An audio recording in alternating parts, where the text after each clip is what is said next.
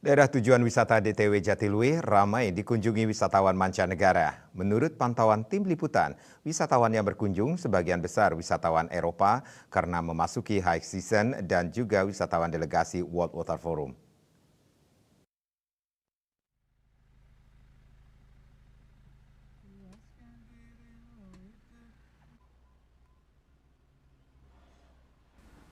Menurut salah seorang pemandu wisata, Made Wirse, dirinya hampir setiap hari menemani wisatawan berkunjung ke DTW Jatiluwih. Menurutnya selain karena adanya konferensi WWF, jumlah kunjungan wisatawan ke Jatiluwih karena bulan Mei dan Juni termasuk high season.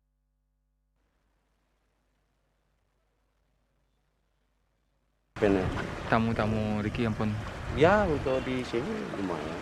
Untuk ini programnya kan ada yang ke sini, kemudian lanjut ke Bundanu, punya Bedugul. Ya.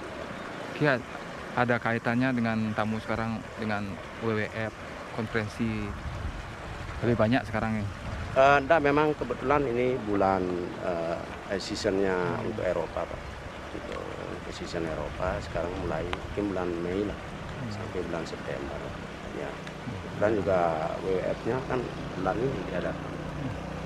High season berarti nggak ya? High seasonnya bulan Juli, Agustus lah. Ini untuk Eropa mulai start bulan April sampai September Eropa. untuk Eropa. Nah, selain itu ya paling Asia. Gitu. Ya, ada harapan Pak untuk Bali bisa lebih banyak lagi wisatawannya. Ada harapan dari Pak. Nah, artinya sekarang kan tergantung ininya. Tapi terlalu banyak pun juga kayaknya sih ya pulau kita kan pulau kecil lah. Jadi ya manajernya harus benar juga Pak. Jadi biar enggak sembarangan gitu. Jadi kan amburadul ya. Jadi harus diperhatikan juga gimana fasilitasnya, kemudian daya tampung kita.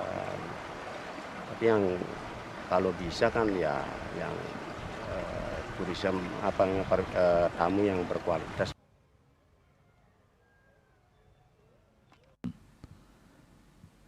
Wirse berharap jumlah kunjungan wisatawan terus bertambah, namun dengan wisatawan yang berkualitas seperti yang sudah dipersiapkan DTW Jatiluwih menjadi salah satu set spot water untuk event WWF ke-10.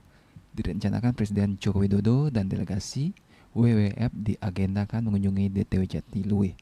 Rombongan akan disuguhi kuliner khas jajan laklak dan teh beras merah. Agus Sudiatmika, Bali TV.